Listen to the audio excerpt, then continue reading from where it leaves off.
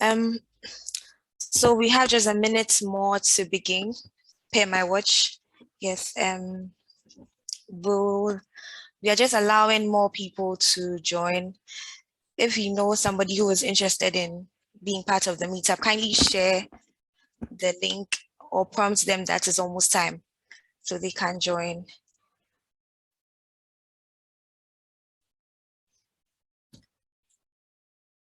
All right. Okay. So let's begin. Hello, everyone, again, and welcome to our monthly meetup for February. Is the Java User Group Ghana's meetup, and we have a monthly meetup throughout the year. And this is proudly sponsored by Turntable. My name is Ya, and I'm a member and a co-lead of the Java Ghana community. I'll serve as your moderator for today's event. So briefly, a word about the Java community in Ghana is that the community was created to promote awareness of Java and its associated technologies by hosting Java meetups for developers, students, and other professionals who would want to ultimately learn more about Java technologies, share knowledge and experience with others, and also find new ways of using Java technologies to benefit the business industry. So good news is that membership is absolutely free. Anyone with an interest in Java is welcome to our monthly meetings. And as a means of continuing our expansion of members, we ask that you send a few invites to your friends and anyone, a colleague or anyone for our upcoming events. Okay, so I would straight away move into our speaker for today. I would like to introduce our speaker. Particularly, I'm elated to introduce him for today's session. And we all know of Ben Evans. He has been instrumental in the formation of Ghana's Java user group. He's been fantastic in providing resource persons, advice, and professional expertise in the industry with us. His dedication to the community as a Java champion is amazing. And Ben is currently working at Red Hat as a senior principal software engineer. He previously worked at New Relic as the lead architect for instrumentation and co-founded JClarity, which is a performance tool startup that was acquired by Microsoft. He has also worked at Dutch Bank as the chief architect for listed derivatives and also at Morgan Stanley as a senior technical instructor. He was a member of the Java Community Process Executive Committee for 6 years, helping to define new Java standards for the organization. Okay, so Ben also is an author of 6 books, including Optimizing Java, the new editions of Java in a Nutshell, and the recently updated The Well-Grounded Java Developer. And his technical articles are read by thousands and thousands of developers every month. So I would end it here and then hand over the mic to Ben. And I'd like to say thank you so much for accepting to speak during our session today. And we are happy to be here. Yeah. Thanks, yeah. It's really nice to be presenting again. I see some familiar faces and familiar names, so it's nice to see some of the folks who I taught at Global Code back before the pandemic, and it's also nice to meet some new people as well. So I'm going to share my screen now. So John, could you drop your screen share? Thank you. And I'll share my desktop. Hopefully, can everyone see my screen? Yeah, can you see my screen okay? Yeah, sure. Cool. Excellent. So yeah, this is my title slide. So as Johan said, so I'm Ben Evans. I'm Senior Principal Software Engineer at Red Hat. Yar did a fantastic job of my first 2 slides, so I can just jump straight through them and actually get on to the agenda for today's talk. This is not going to be a very technical talk, so I should probably say that up front. It's instead what we're going to do is I'm going to kind of motivate why observability is so important for Java developers and in the sort of new world of cloud native applications that we find ourselves in. I don't know if you can see my t-shirt, but it's I've got on a kind of a jokey Red Hat t-shirt which talks about Kubernetes, and Kubernetes is one of the great examples of this new wave of cloud native technologies. So the talk today is really understanding where cloud is heading and where Java is heading, and why this set of technologies that we talk about that make up observability, why it's so important. And then what I'm also going to do is to focus in a little bit on the technologies called OpenTelemetry, because that's where I'm doing a lot of my own work personally at Red Hat, and I think it will be just fun to talk about that. So there's not a lot of code, there's not a lot of technology. You can relax. It's lunchtime on Thursday, so people have probably done a lot of big and important brain work and a lot of thinking so far. So this should be a relatively gentle talk. Okay, so let me start just by kind of motivating some of this. Here we have a kind of view of what's happening with Java versions. So this data is a little bit old. It's about, I guess, almost a year now. But what you can see is the blue line is Java 8, and as you can see, the Java 8 percentage is kind of declining, and the green line, which is Java 11, has been trending upwards since then. And around about September last year, so around about, I don't know, 3-4 months ago, those lines actually crossed. So if I had an updated version of this chart, unfortunately, I don't have the data for anything more recent than this, it would have shown that Java 11 has actually overtaken Java 8. Now, of course, we also have Java 17 in the mixture. I don't know if anyone has already started using Java 17 in production. I've already started using it for some of my projects, and it's a very solid version. It's a worthy successor to 8 and 11. So what we'll expect to see is that 8 line will continue to trend downwards, 11 will trend upwards, and 17 will start to come in as well and start to take a little tiny bit of market share. But by this stage, we're less than 6 months since the release of Java 17, so there's not really a lot of data to show yet. Okay, so that's the general view of what Java versions are doing. Oh, and I should say the data from all of these came from my last job at New Relic.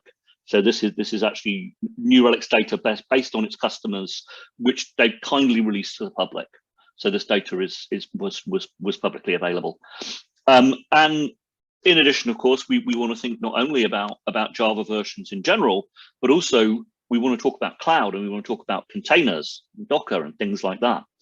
So this is roughly what we're seeing. We're seeing that the number of containerized JVMs, if you like, the number of Java applications that run in containers now is 63%, or it was a few months ago. I would guess that these numbers are higher now, easily 70% or thereabouts. And then you can see that you have the versions of Java in the container. So there's 8 and 11, and then there's just a few tiny little different small numbers for the minor versions. So it's only 8 and 11, the long-term support releases, that are really being represented here. Now, not only that, of course, but we also have the question about how big are your containers. As we're going to see towards the end of the talk, there's kind of a sting in the tail here. But what we want to do is to make sure that people are actually using the full capabilities. The more modern JVMs are more container aware. And well, you can see people are using a lot of single core containers, and that turns out to not be a very good idea. Because, and I think this is mostly because a lot of this data will be gathered from applications where the DevOps people and the SREs don't necessarily know that much about Java.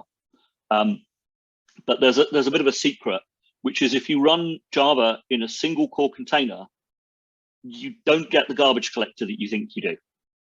Okay, and on Java 8, the default garbage collector is parallel, and on Java 11, the default garbage collector, and 17 as well, is G1.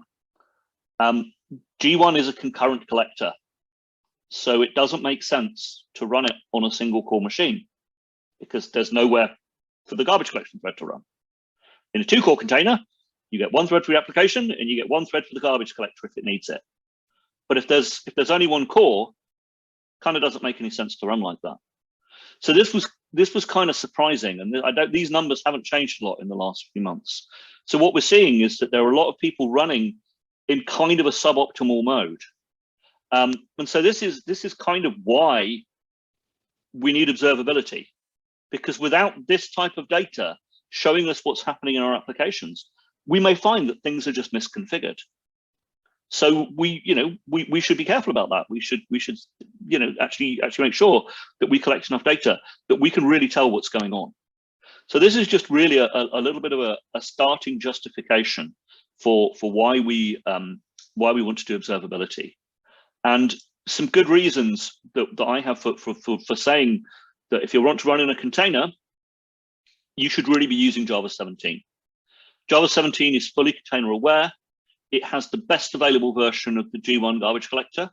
It has some features. Some of these are present in Java 11 as well.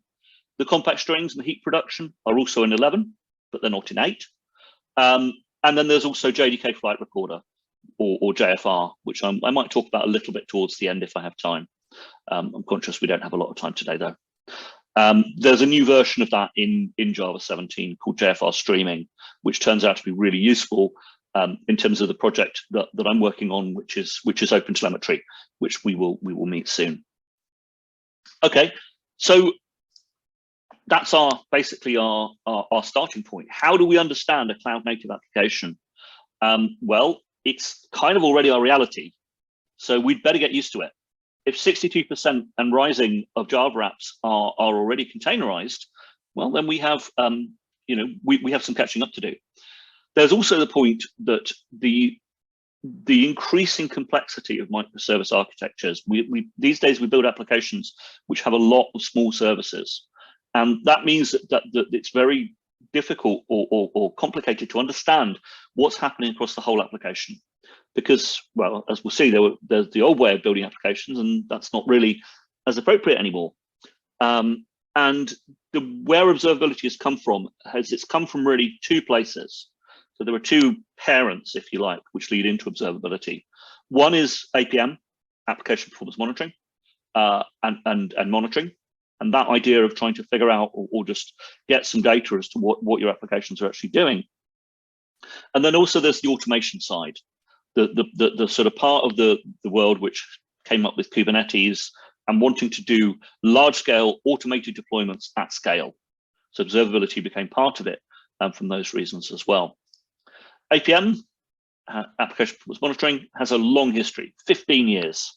People have been doing that type of basic monitoring for about that long. So yeah, 2006, 2007, quite a long way back. I remember that when I was at Morgan Stanley the first time in 2000 and yeah, about 2007, 2008, we already had APM solutions that we were deploying. And in some of the big projects I worked on for Morgan Stanley, APM was already part of what we were using, and that's a long time ago now. Very much a different world. I remember the days when we used to release applications every month or every 2 months, not every day. These days, multiple applications, multiple systems, there are releases happening every day, pretty much every hour. The applications we built back 15, even 10 years ago, tended to be monoliths. They tended to be single, large deployments which had large coarse-grained services in them, not microservices. We didn't deploy them into the cloud. When I started deploying applications, there was no cloud. We would have a planning cycle every quarter or every 6 months, and we would try to predict how many machines we needed to buy. Yes, because we would physically buy the machines.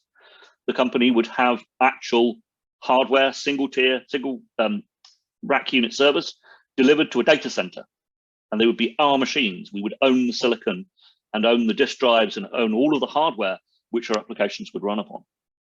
Of course, that's quite an inflexible way of doing things, because you need to pay for the machines or finance them somehow up front.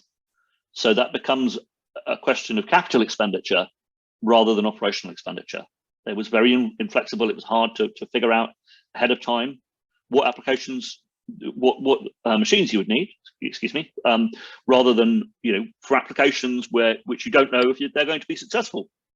If one of your applications starts to be successful, then you have to hurry and buy more machines. Whereas the cloud is designed to be able to scale things up or down as you need them. So that's that sort of world, which has relatively simple architectures. It it lends itself to a particularly simple form of monitoring. So this is a sort of application style that I'm thinking about. So you have a development environment, you have a continuous integration server, sure, but then you have a deployment artifacts which plug into just something which looks very, very simple like this. This is what we would call a three-tier architecture. And people, I mean, the first web applications that I built in the late 90s looked like this. And it remains a very suitable architecture for all kinds of projects. You know, we shouldn't build something complicated and which has Kubernetes and Kafka and all sorts of other things if we don't need it. Part of the real skill in technical architecture is determining what an appropriate architecture is for the problem at hand. And that involves thinking your way into the problem, thinking your way into the use cases, and not over-engineering it, not putting in more technology than is actually required to solve the problem that you have. Nevertheless, as time has gone on, and as we have more cloud-native applications, the demand, you know, whether it's the need to have dynamic scaling, cloud-native applications are actually different. They are much more complex. They have more services, components. The application topology, if you like, the way that the pieces connect together is much more complicated now. There are more sources of change, and the pace of change is more rapid. So those are the architectural non-functional ways in which apps are more complex now. Then, of course, there is the advent of new technologies with new behaviors. We talked about Kubernetes. The ability to dynamically scale up and scale down is huge, because it means that you don't have, at any given time, you don't know how many machines are in your cluster. If you've bought physical machines to build a cluster, you know how many machines are in the cluster, right? Because it's the number you bought. And unless one of them is broken, then that's how big the cluster is. With something like Kubernetes and some of these environments, you're never really sure. So you know, this sort of leads us into the discussion about why we need observability. We need it because if something as basic as I don't even know how many servers are providing this service, if you don't even know that, well, then you have a problem. And then you also have things which couldn't really exist outside of the cloud, things like function as a service or AWS Lambda. Those types of technologies, really, it's very difficult to see how you would use them or could use them outside of a cloud-based environment. So I've talked about why the cloud-native case is different. So let's actually talk about observability. Let's talk about what that is that we are actually going to do. So observability is actually conceptually simple. Lots of people struggle with the definition of observability because they feel like it's you know, that it's not well defined, that it's just sort of a vague term that people throw around, and it's actually not. It's actually quite simple. What we need to do for observability is to deal with the question which comes from system control theory, and that question is: I have a system which has complex internal state. And what I want to know is how well can I understand or infer that internal state and what is happening in my application from outside. So I need to be outside of it. I need to not be logged into the box, looking at logs or whatever on the box itself. I want to be away from the box and actually be able to still understand and have confidence that I know what is going on in my system. So how do we achieve that? Well, we instrument our systems and applications. We have to collect the data first of all. Having collected the data, it's then very important that we can take it to a system, again, which is outside of the application that we've built. We need to send it to a management system. The management system is not part of the application. We describe this as out-of-band monitoring, because rather than being able to do it on the machines that make up our application itself, we send it to a separate observability system. And once we've stored it and analyzed it and visualized it, then we're able to provide answers and insights for the people that care about the system. That could be DevOps, it can be SREs, it can be management. And the key part is you want to be able to answer questions that you didn't know that you had. Okay, so think about that for a second. You're visualizing. Yes, there are dashboards. It's good, but in order to be able to be flexible enough to say, okay, here is a question I didn't know I had. How long is garbage collection taking? When I've done a what's called a blue-green deploy, where I've deployed the new version to one half of the cluster, it seems like that version, the new version on that half of the cluster, is actually running slower than the last version that was deployed. So in the undeployed half of the cluster, which is still running the old version, how do they compare? Now, to be able to ask that question, what you need is fundamentally some sort of query language. So if you imagine reading all of the data into some sort of system, which then has an SQL-like interface to it. So you can write a query about your observability data. That flexibility, the getting answers to questions you didn't know you had, that's what the query language provides. And then you need visualization, you need charting, and all of those other things as well. And ultimately, what this rolls up to, and where we end up with all of this, is with such a system, you can get actionable insights. In the case of a blue-green deploy, where you deploy a new version, you think something's not quite right. That's actually running slower than it was before. Well, now you can take action. You can query it. You can prove that hypothesis that actually, yes, the data supports that that half the cluster is running slow. So now what you can do is you can make a decision. Right? Do you roll back to the previous version and analyze why the performance is slower, or do you think it's slower, but it's acceptable? Because what we need this feature in production as soon as possible, and we think the system will be okay. We don't think there'll be an outage. We are using more resources, but the feature is so important that we will continue the rollout. Right? That kind of decision that a product owner or management will want to make is the sort of thing you should be able to get out of an observability system, as well, of course, as the ability to handle things like outages. Outages are where everyone first thinks about observability. How do I determine what has gone wrong? The system is broken, it's not functioning at all, or it's degraded. How do we get it back? How do we figure out what the root cause analysis is? It's a classic use case for observability, but I maintain that you can do a lot more with it than just that. Okay, so one thing that people sometimes ask, there's sometimes some skepticism. People say, well, it sounds good, but isn't this just APM with new marketing terms? And that's not the case. Firstly, because that ability to ask flexible questions is very, very important. Secondly, the number of application components in a system which requires observability in a cloud native system is so much higher. The complexity really adds another level on it. And related to this is the debate of what's sometimes called livestock versus pets. If you build a server by hand, it's kind of like a pet that you've had since childhood. And you've reared the pet, the cat or the dog, and it's part of the family. You know, it's a server that you have upgraded, you've changed the configuration on it, you've modified it over time. And notice that is mutable.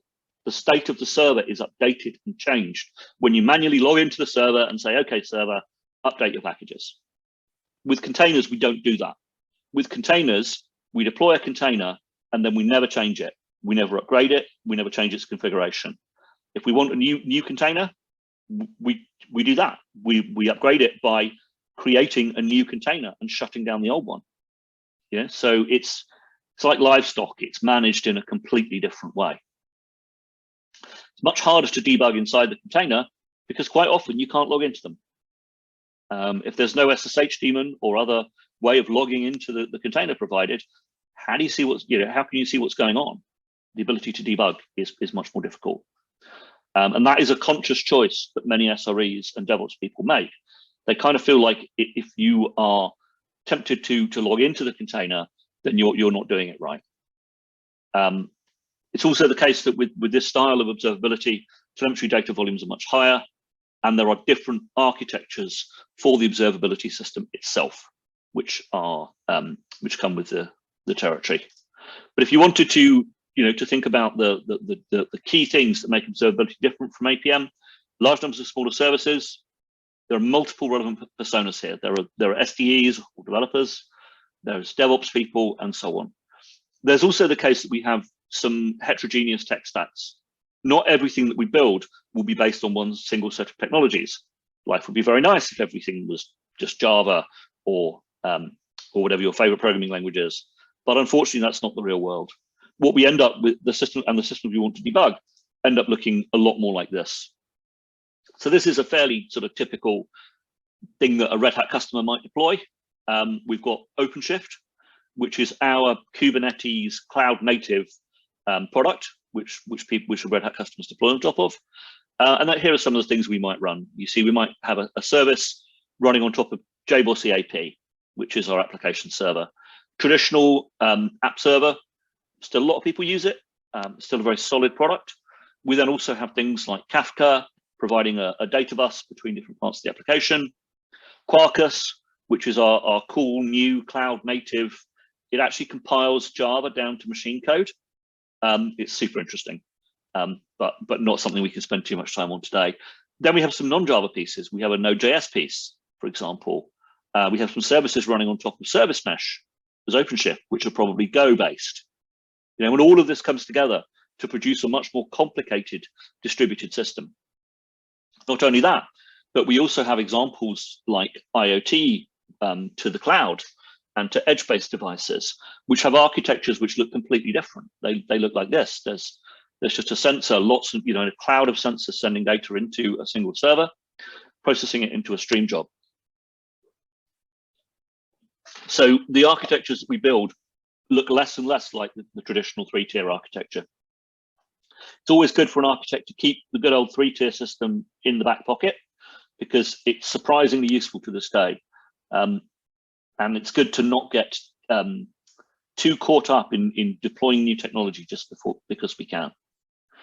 So for observability systems, like I said, we take the observability data out of the application and we put it into a management system of some kind, right? But by separating it out into a separate system, that means that there are architectural questions which we need to ask about the observability system itself. So if the observability is being placed into a separate concern, how do we architect it?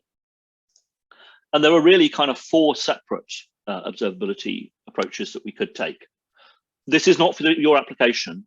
This is once the observability data is out of your application and into whatever system you're going to build to handle it. Well, you can do really four separate things. You can aggregate the observability data on the host itself. So on every one of your hosts, every one of your containers, you can have a concentration point where all of the observability data is sent. And then to do some aggregation, some averaging, some sampling maybe, and send the result into a software as a service based solution, typically a third-party provider. So I used to work at New Relic. That software as a service provider is a company like New Relic or Honeycomb or Lightstep or Datadog or any one of the proprietary vendors that you can send your data to, and they will take care of it for you. You can send everything. So this is no aggregation whatsoever. And most of the big vendors now have the ability to accept unsampled data. But you can only do that within a cloud region.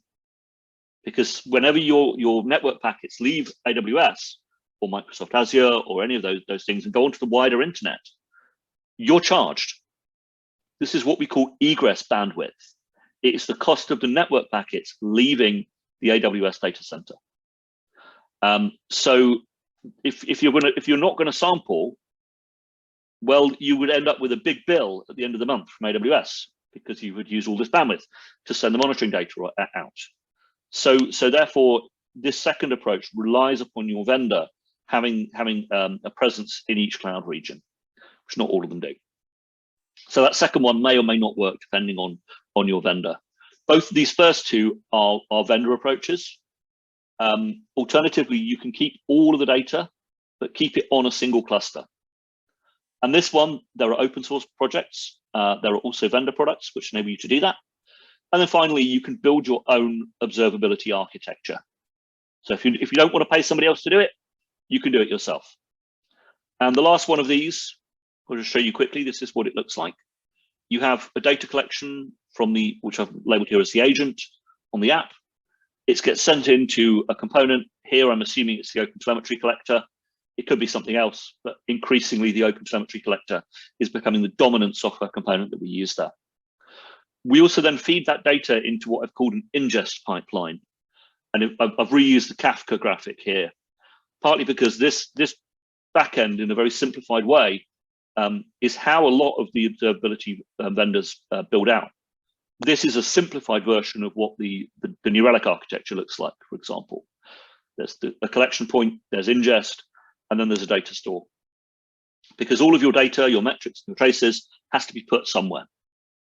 And then, of course, you need to have microservices to analyze and update and transform that data, and then some sort of backend which will display the data for the user. So this flow, these components, you would need probably all 5 of these components to build yourself an observability pipeline. And that's what a lot of people do, is to start thinking about how they can combine open source components to build through this. So let's talk a bit about OpenTelemetry as a product which implements observability, or at least part of observability. So the APM and monitoring sector, which has been around for a very long time, and it was very successful. It was very profitable, very high margin business. It was dominated by proprietary vendors. So New Relic for a long time were the poster child, just in terms of revenue and growth and how much money the sector made. But lots of people, of course, take against proprietary software, and there were various open source projects started in response. So the Prometheus project for metrics, Open Tracing and Open Census, 2 projects, one of which was from Google, I think. There was various other things as well. So the Elasticsearch and the Kibana stack, sometimes called the Elk stack, which is really more about logging. And this sort of leads to an inflection point in the market, because what happens is over time, as software gets more and more complicated, you have proprietary software that needs to cope with whatever their customers are using. So an increasing number of languages, an increasing number of frameworks and libraries that need to be instrumented and integrated with. That's a lot of software which needs to be written. And each proprietary software vendor, because their code is secret and they don't share any architecture or any code, each separate vendor has to do that work. They have to instrument Kafka. They have to instrument Spring Boot. They have to instrument all of the logging frameworks in Java. And not just in Java, in C# and in Python and in Ruby and in PHP and so on and so on and so on. So just the explosion in the amount of work that's needed to do that, if you're a proprietary company, gets more and more expensive. So at some point, it actually gets cheaper for competing companies who are targeting the same customers to collaborate on open source software. Because then you don't have to have all that duplication of effort. You don't have to have each company building an equivalent set of integrations. You can decide that you'll share the code, and now there's just one set of integrations. And what that means is that the companies can compete not on the instrumentation, not on data collection, but higher up with more clever AI, with better visualizations. They can compete on pricing. They can try to outcompete each other by offering better terms than their competitors. So the migration kind of migrates up the stack, and that is where OpenTelemetry came from. OpenTelemetry was formed by the merger of 2 projects, Open Tracing and Open Census, and it is designed to be a set of standards with libraries and data formats and very basic components which is designed to be flexible, so it can support all of the observability data architectures that I just spoke about. It is not a data ingest pipeline. So if I come back 2 slides, it's not this, right? Instead, it provides the agent and the wire formats and a very simple collector, which doesn't do data storage and doesn't do data ingest. Okay. Oh, and this is all cross-platform as well. So there's the Java version of this, there's the .NET version of this, all the other languages, they all have their own version of this. And so we have this diagram which they drew, and I think is a little bit messy, but we'll step through it in a sec. So the key part is over on the right. That basically there are application owners who care about setting up the SDK. There are the authors for individual pieces of instrumentation with, I don't know, JDBC, say, or Spring Boot, and they will use the API. The API allows for multiple implementations. The SDK is the standard implementation of the API. And that's how the two pieces relate. When you download OpenTelemetry from GitHub, you get both pieces. You get the API and you get the first implementation, which is the SDK. Other people may decide that they want to re-implement things. So they could offer an alternative implementation of the API. And then part of OpenTelemetry's goal is also to have a very rich plugin ecosystem. So there are also people who are writing plugins which will also talk into the SDK. So that's basically a slightly complicated diagram. I think I've said this. Yeah. So the other part about this is that this has long-term support. So the API is guaranteed to be supported for 3 years, and the interfaces for the plugins and for the constructors, which are used to set up the SDK, have a minimum of a 1-year support guarantee from the contributing companies. So this means that this really is an open source project, but also an open standard. It comes with a specification, and that describes the cross-language requirements and expectations which apply to all implementations. We also have the instrumentation. This is the code that you actually put into your application to trace it and to find metrics and all of that. So you have every available library and application that people care about. They should all just fit into OpenTelemetry and make it a reality. That related to that is also the encoders to translate that into the OpenTelemetry wire format, which is called OTLP, which is just the OpenTelemetry line protocol. Okay, so now we can see how the open source approach works. Before the advent of open source observability, this loop was all proprietary components. But now we can start to build. We have the instrumentation piece from OpenTelemetry. That works really well.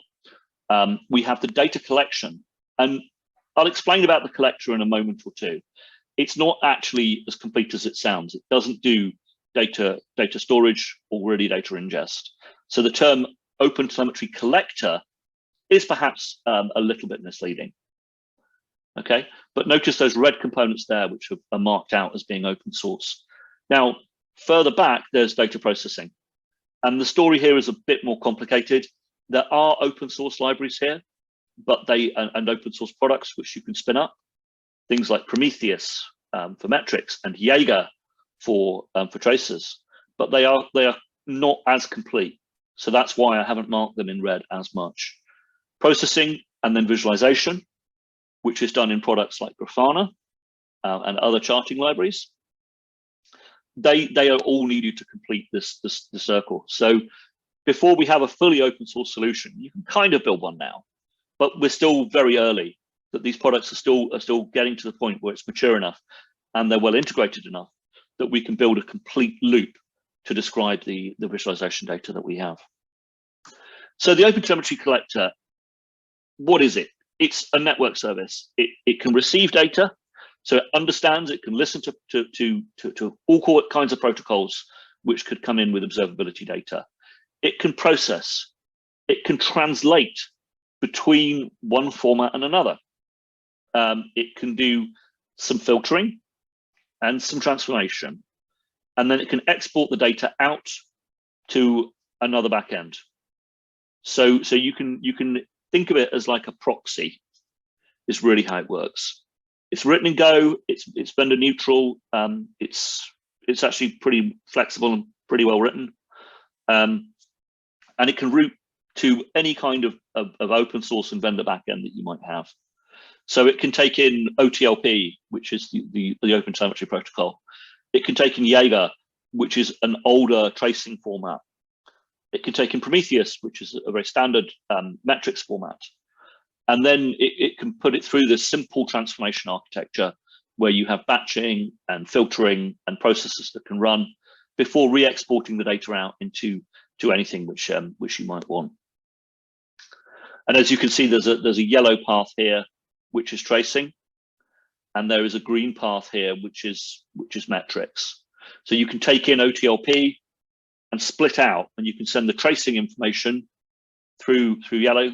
Along the yellow pipeline and out into Jaeger, or you can take the green metrics and batch them and aggregate them and filter them and then re-export as either OTLP or Prometheus. So it's a switching station. It's a grand central. It's not any kind of storage here. We're just passing things through and transforming them as we go. So the collector objectives, what do we want this piece of software to be able to do? It should be usable. So it should have a default configuration that works out of the box. It should be pretty high performance, and it actually is. It's a very performance service.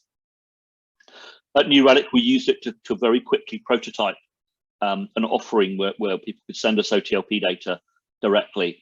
And it was able to cope with pretty reasonable volumes with only a small team to support it. The Open Telemetry Collector itself should be observable. So we should be good poster children for what an observable service looks like. So we should be able to get good information about how the collector is working out of the collector itself. Now, the question about where you put that data, because if you take an application and you extract its observability data, put it in an observability system, where do you put the observability data that you take out of the observability system? Yeah, that's one of the puzzles. The self-observability is kind of tricky, but that's another story. And it should be extensible, so you should be able to customize it, configure it really easily without having to write too much code. And it should provide a unification. Traces, metrics, and logs should all go into the same package. The collector should be able to handle all of them. So what is the current status? Where are we with OpenTelemetry? Well, we're making some serious progress. Distributed tracing is at 1.0. So it's in production, it's ready to go. People are adopting OpenTelemetry distributed tracing very rapidly. Metrics is approaching 1.0. The protocol is stable. The API is feature frozen. Actually, this slide is slightly out of date. The API is also frozen now. The only thing which is left is the semantic conventions. So the API is also stable. We didn't quite make 1.0 by the end of 21, but we're hoping to hit 1.0 extremely soon. So within the next couple of months, traces and metrics will be at 1.0. We also have logging, which is still in draft, and it's not expected to reach 1.0 until the end of 22. So I would think the end of this year before we have logs as well. However, what the project has decided is that as soon as both traces and metrics are at 1.0, the entire project will be declared GA, and logs will be a separate release after that. So we're going to be in production state very, very soon now. Now, of course, each language has to implement this. We can implement it in Java, but that doesn't help the Python folks. So the different implementations have different maturities, and of them, the Java JVM implementation is one of the most mature. So we are going to be one of the communities where we would see the first opportunity to see rapid adoption. Different areas have different competitors. I'll say that. In traces, there are no serious competitors to OpenTelemetry. A couple of the other existing formats, the legacy open tracing format, has already shut down. So their attitude is no, move to OpenTelemetry. Jaeger, which is the tracing backend, which probably has the biggest market share, again, they have said that they're not going to release any more versions of their client libraries. And their attitude is no, you upgrade to OpenTelemetry now. So traces, we're pretty sure they're going to quickly have very dominant market share for them. Metrics is more complicated. Prometheus is well established for Kubernetes. So if you haven't seen the abbreviation before, K8S is the standard abbreviation for Kubernetes. Yeah, lots of people like it there. However, that's not the only game in town. And Prometheus is much less well established elsewhere. The backends storing data in metrics format, a lot of them are Prometheus based. But Prometheus is somewhat stagnated. There are some architectural decisions in Prometheus that I think are questionable. And I would see that would not necessarily be good at holding its position in the market too well. Now, logs is even more complicated. The log landscape has so many existing players for logs, and they are mature solutions. So it's going to take a while for OpenTelemetry logging to be competitive with what already exists. So I see a fragmented ecosystem of log solutions for the foreseeable future. However, weighed against all of this is the fact that the companies want a unified approach.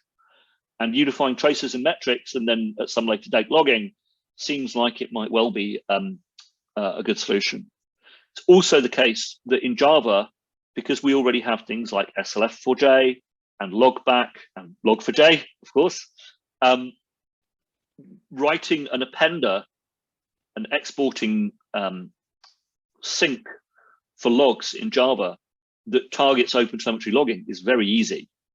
And I expect that Java will be pushing the envelope on getting OpenTelemetry logging up to a 1.0 standard.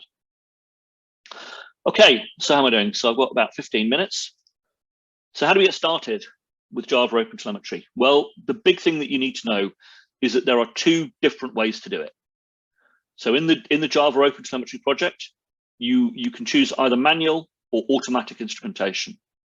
Manual means you write code and you tell the OpenTelemetry libraries exactly where to put the traces, when to generate the metrics. You write all that code by hand. And that gives you complete control. You can do whatever you want, but you are directly coupled to the observability libs. And if you instrument the wrong things, your instrumentation solution isn't very good because you just didn't see the things that were actually important. The other alternative is that you can do this automatically. You can use either what's called a Java agent, or you can use a framework which has OpenTelemetry support built into it, like Quarkus does, for example. Quarkus comes out of the box and it just works with OpenTelemetry. Still requires some config, because when you have an automatic tool, the problem is that it might instrument everything, and then that'll be too much data and you won't be able to see what's going on. So you still require some config to tell it only instrument the bits of the code that are mine. Don't instrument down into the Java libraries or whatever. It does have some impact on startup time. That's of the nature of a Java agent. The Java agent case is somewhat slower than the framework. There are also potential performance penalties, but that's always a gray area and probably not that important for most applications. So I'll cover the three individual cases briefly. Let's start with distributed traces. So a distributed trace shows which service invocation was called, what method was invoked, how the result performed, and what the eventual results are. So the way to see this is that you start with a single user request, and that generates what we call a trace. But obviously, inside of the initial user request, which calls a specific service on specific hosts, etc., they may call other services on other hosts. So you sort of end up with this tree structure where each individual element in the tree is called a span. And a span is a call to another service. And what we do is, if you think about a simple browser or server interaction, so here's the browser, hits the server. Well, that's what it looks like from outside. But what we actually find it is that, well, suppose the server calls a database. When another server is making a call across the network to another service, in this case, a database service. Or in reality, you see things tend to look quite a lot more like this, where we have lots and lots of individual calls here. So you can see that the browser hits the web server hits the authentication service, the web server hits the DB service, and then the web server hits another service. Okay, so we would get 3 subspans back from this. We would get a single trace, which is the browser sending the request and receiving the response. That's a trace. A span is the are the 3 subcalls which are made within it. So there's one span on the auth service, there's one span on the DB service, and there's one span on the what I've just called service here. So the single trace, it's like a single node at the top of a tree, and then it has 3 child nodes off it, and each child node is a span. So what do they look like? Well, they're quite often rendered in JSON. So there's a simple bit of JSON down here, you see, where we have the trace ID overall. And then we have the span ID, which is what the current span's ID is. And then a parent span ID, which is how we tie them together and build the tree structure. Because if you think of a structure like this, it produces a graph where each span points at its parent span. And overall, we carry around the trace ID just to make sure so that we can get the all of it to marry up into a single tree overall. Excuse me. Okay, so then what else can we see here? We've got a start time and an end time, so we know how long this span took. And we've got some attributes that were attached to the span, so keys and values. If we were calling this service with some parameters, they would end up in the attributes. And then finally, we've got back the status, which here is a message. It could be an HTTP status, so a 200 OK, or a 404, or a 500 if something terrible has happened, so that you can then also zoom in on those traces which have had problems or which haven't behaved in the way that you expect. You can also spot performance problems by looking at the start time and the end time and saying, well, that service is suddenly looking degraded. It's suddenly taking a lot longer to respond. The parts that make up a distributed tracing system are these 5 here. So you have to instrument everything, talked about that. You have to propagate the context, i.e. the trace ID and the parent span ID, and any parameters, they have to be propagated down into any services which your service calls, to make sure that enough context is maintained to be able to trace the data through the service and see what happened. Once you've got that and you've built and prepared the span, you have to send it somewhere. You have to send it out of your application and into an observability system where it is stored, it's ingested, it's enriched, it's stored. And that's great. At that point, you've stored the data. But it's no good unless you actually use it. And to use it, you need to be able to retrieve it. And that means some sort of search capability. And quite often that also means some sort of query language which goes along with it. Finally, you have to be able to visualize the span. You have to actually be able to look at it and show it to a user. You can't show blobs of JSON to your users. That's not actually all that helpful. And it turns out that visualization is the hard part. What's called the trace view is the usual form. And the trace view is basically just represents, well, this. And what you can see is that the trace view shows the data in the same form that it was generated. You generated a bunch of spans which look like this. You stitch them together to make up a tree, and that's your trace view. It's very low level. It only shows you one trace at a time, and there's general feeling in the community that we're going to need new visualizations, especially as our systems get more complex, especially as more data flows around. So we have to think about data sampling. And sampling is where all the open questions are. By comparison, metrics compared to distributed traces are very, very easy. A metric is a number that measures a specific activity over a time interval. And there are 4 parts to a metric. A timestamp, so when the metric was taken, the name of the metric, the value of a metric, and what are called its dimensions, which are its attributes. So an example metric might be a CPU utilization. So timestamp, name, CPU.utilization, the value 0.94, and then the dimension might be to tell you what type of CPU utilization it was. So type equals user, so the time spent in your application. Versus a different dimension would be type equals system. And so what happens is you can have different names with different additional metadata, the dimensions, and the dimensions are just a set of key value pairs that go along with it to provide additional information. And the key thing here is that you must be able to take the dimensions and aggregate across them. So if I have one which is type equals user and one which is type equals system, I can aggregate, I can add those together to get a total CPU. So whenever you're designing a metric system, the key to that is in the design of the dimensions and making sure that the dimensions make sense and they can be, we call it rolled up. Another example of a metric might be the amount of memory that a particular thread is allocating. So you have an allocation metric, memory.allocation, and then you can have it listed in bytes, how much memory was that thread was asking for to allocate new objects. The dimension there would be the thread name.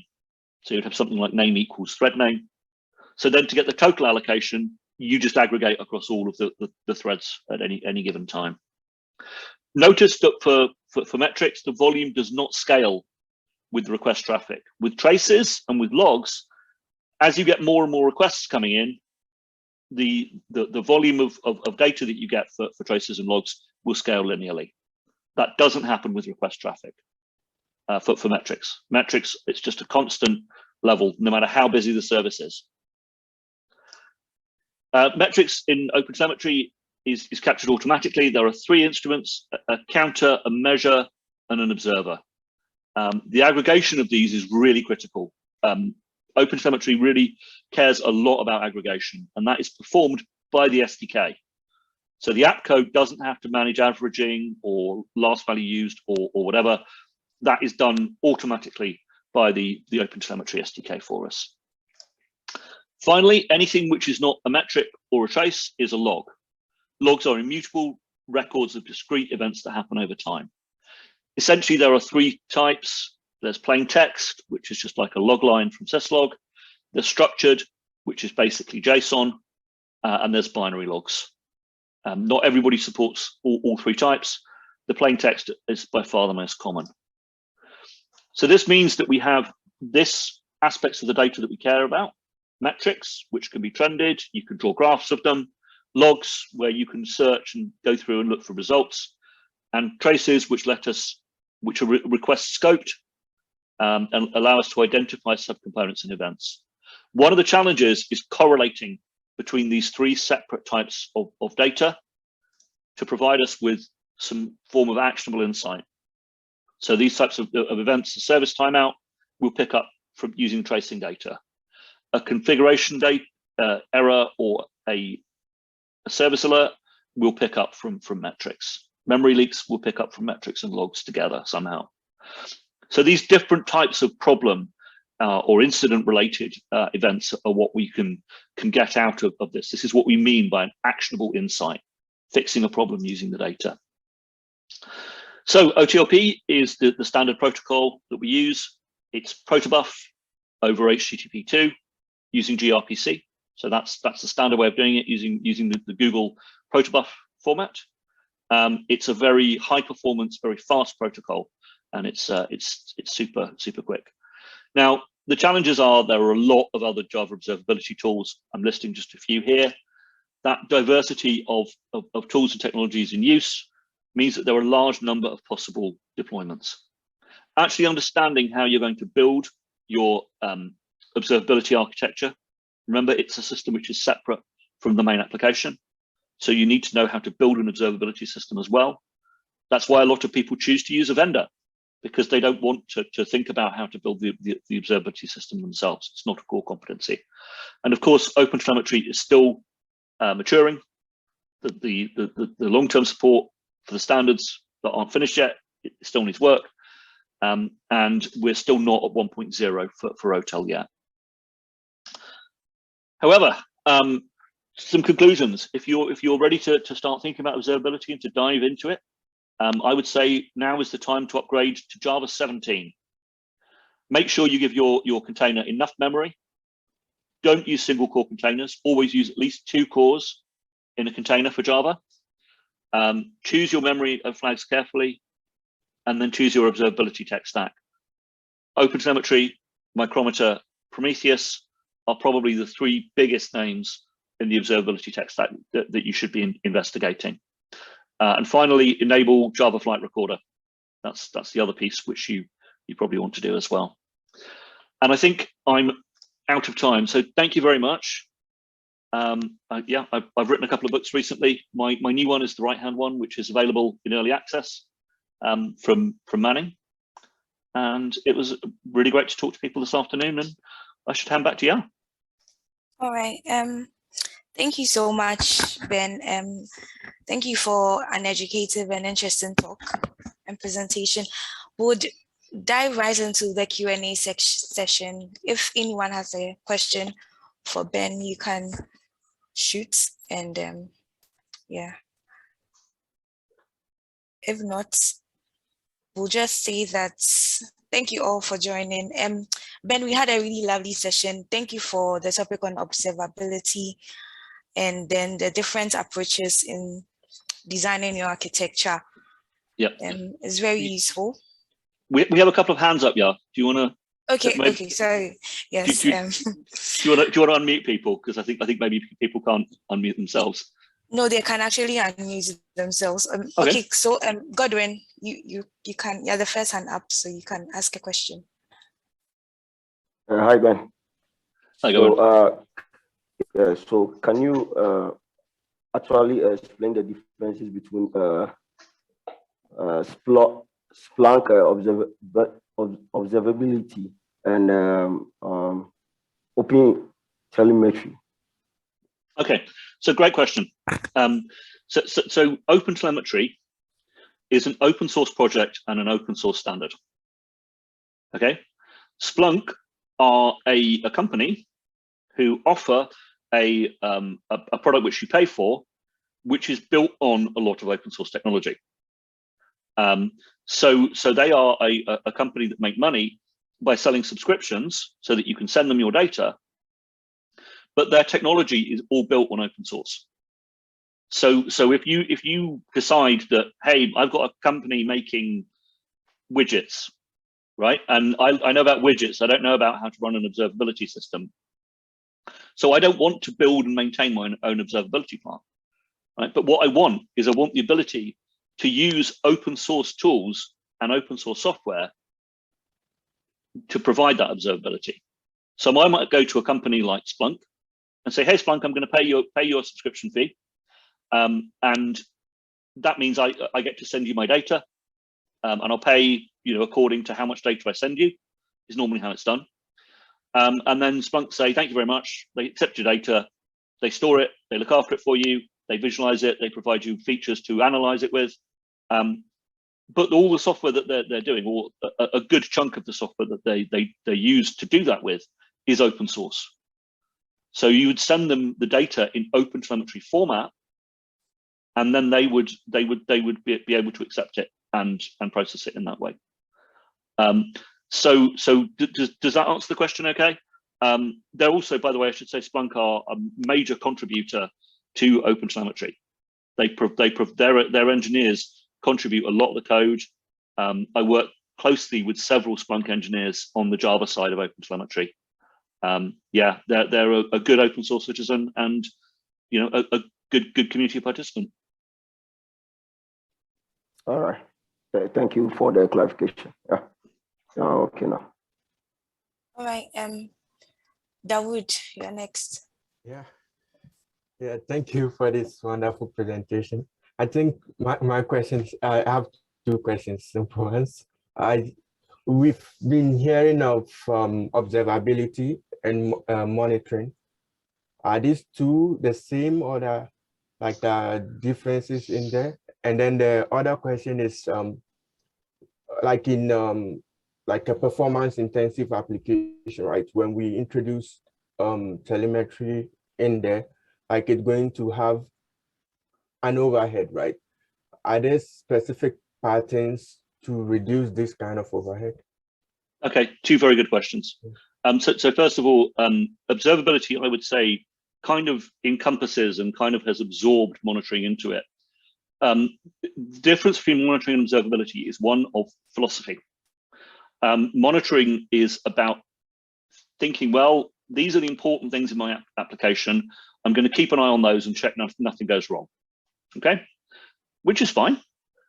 Observability, the key thing is being able to ask questions you didn't know you had.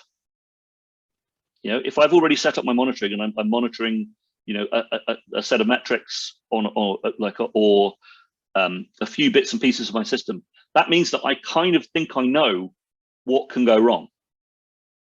If you don't know what can go wrong, and you can be surprised by things that you didn't expect going wrong, then you need to be able to ask those questions and say, well, okay, I need to be much more flexible and to see this as a holistic problem, which is why observability is more popular, because that second case matches much better against more complex applications.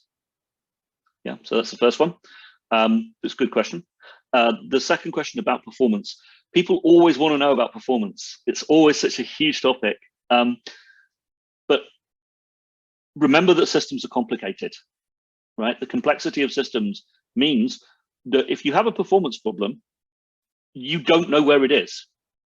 The purpose of a system, like an observability system, is, at least in part, to help you find performance problems. So there's a trade-off. It's, you know, yes, there will always be some aspect of performance, but the question of performance is always not, is there an impact, but does it matter? And unless you can prove it matters, it's nothing to worry about. Modern software systems are very complicated, and they're also very noisy. They have a lot of statistical noise inherent in them, which means that you can't, you know, it's difficult to actually see an effect rise above it. So you would hope that in a well-written observability library like OpenTelemetry, which is very well written, the performance effect will be small enough that you will never see it. It's like the question that people often ask is, you know, in Java, what's the difference between a for loop and a Lambda in terms of performance? Right? The answer is, doesn't matter. You will never see it.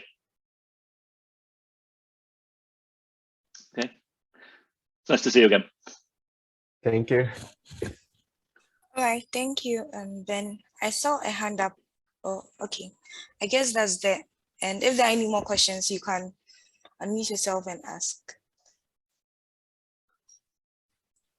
So I wanted to Hi, Ben. slide will be shared.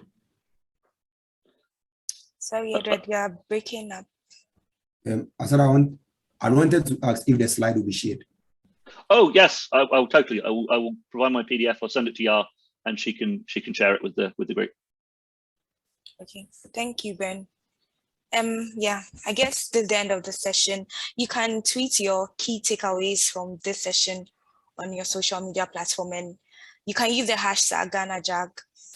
And yeah, thank you everyone for joining, and see you in our next session next month. Thank you so much, Ben, and we'd love to see you again. Yep, it's nice to see you too, and I hope to be back in Ghana physically just as soon as circumstances allow. Okay, we can't wait. Okay. Oh, by the way, do we also receive the video somewhere? Because it makes a lot of sense together with the slides. Yes, Ben has actually given us the permission to record the session, so we'll upload it onto our YouTube channel. Okay, thanks. Yes, you're welcome. All right, see you. Bye. Bye-bye. Bye. Bye.